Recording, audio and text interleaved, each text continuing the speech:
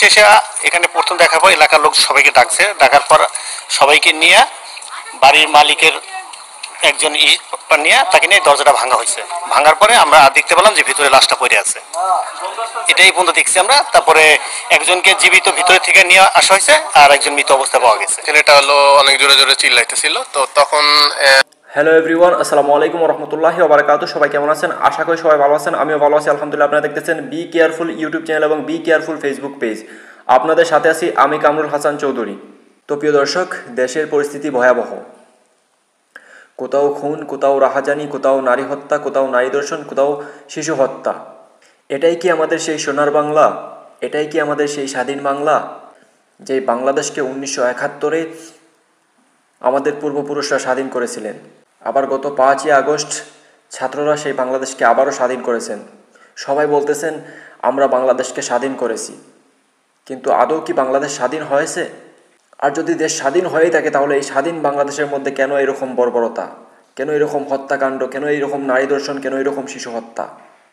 তো প্রিয় দর্শক, মাদারীপুর শহরের লেকের দক্ষিণ পাড়ের একটি 6তলা ভবনে ভাড়া বাসায় একজন যুবকের অর্ধগলিত মরদেহ পাওয়া যায় এবং সেই সাথে সেই ফ্ল্যাটের ভিতরে একজন যুবককে বন্দী অবস্থায় পাওয়া যায়। ঘটনাটি জানতে পারলে তাৎক্ষণিকভাবে পুলিশ সেখানে অবস্থান করেন এবং সেই ভাড়া বাসার দরজা ভেঙে সেখান থেকে সেই মরদেহকে পুলিশ উদ্ধার করে এবং একই সাথে একজন জীবিত যুবককেও সেখান থেকে উদ্ধার করা হয়। মৃত ব্যক্তির পরিচয় এখনও জানা যায়নি। যাকে জীবিত অবস্থায় উদ্ধার করা হয় তার নাম হচ্ছে শাওন সর্দার এবং তাৎক্ষণিকভাবে তাকে পুলিশ আটক করে রেখেছে জিজ্ঞাসাবাদের জন্য। জানা যায় সেই শাওন নামক যুবকের চিৎকার চেঁচামেচি শুনেই আশপাশের লোক সেখানে ভিড় করে এবং তারা জানতে পারে যে এখানে একটি দুর্ঘটনা ঘটেছে। তারপর তাৎক্ষণিকভাবে সেখান থেকে 999-এ ফোন করা হয় এবং পুলিশকে জানানো হয়। পুলিশ সেই খবর জানা মাত্রই সেখানে অবস্থান করেন। তারপর পুলিশ সেখানে এসে সেই ভাড়া বাসার দরজা ভেঙে বাসার ভিতর থেকে একটি অর্ধগলিত মরদেহকে উদ্ধার করেন এবং সেই সাথে সেই শাওন নামক যুবককেও সেখান থেকে উদ্ধার করা হয়। উদ্ধার করার পর সেই শাওন নামক যুবককে পুলিশ আটক করে ফেলে জিজ্ঞাসাবাদের জন্য। সেই ভাড়া বাসার কেয়ারটেকারের ভাষ্য মতে নয়ন নামক একজন যুবক ফল ব্যবসায়ীর পরিচয় দিয়ে সেইখানে বাসা ভাড়া নেন এবং কিছুদিন যাবৎ সেই বাসায় তিনি অবস্থান করতেছেন এবং তিনি সেই বাসায় ওঠার কয়েকদিন পর তার আরও 2 সহকারীকে সেখানে নিয়ে আসেন। তারপর থেকে এইভাবেই চলতেছিল। হঠাৎ করে তারপর আজকে সেই শাওন নামক যুবকের চেঁচামেচিতে আশপাশের লোক দৌড়ে এসে দেখেন যে দরজা লক অবস্থায় আছে এবং ভিতরে শাওন বন্দী অবস্থায় আছে এবং একটা মরদেহ সেখানে পড়ে আছে। তারপর সেই অবস্থায় লোক 999-এ ফোন দেন। খবর পাওয়ার পর পুলিশ সেখানে পৌঁছায় এবং সেই ভাড়া বাসার দরজা ভেঙে বাসার ভিতর থেকে সেই অর্ধগলিত মরদেহকে উদ্ধার করে এবং সেই শাওন নামক ব্যক্তিকেও তারই সাথে উদ্ধার করা হয়।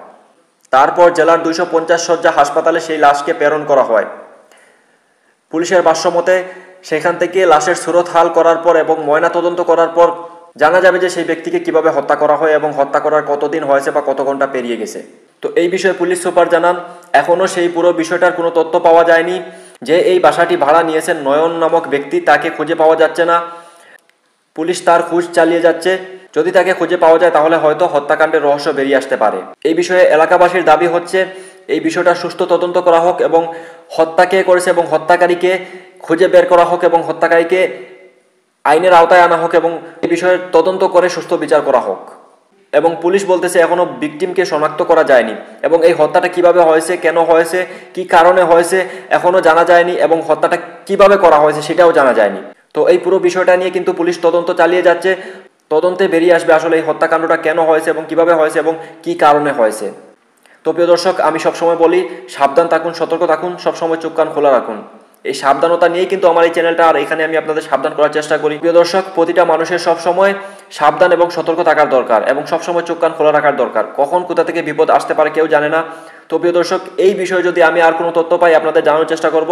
ততক্ষণ সবাই সুরক্ষিত থাকুন এবং নিজের ফ্যামিলির খেয়াল রাখুন এবং তাদেরকেও সুরক্ষিত রাখার চেষ্টা করুন। আল্লাহ হাফিজ। আসসালামু আলাইকুম রহমতুল্লাহি ওয়া বারাকাতুহু।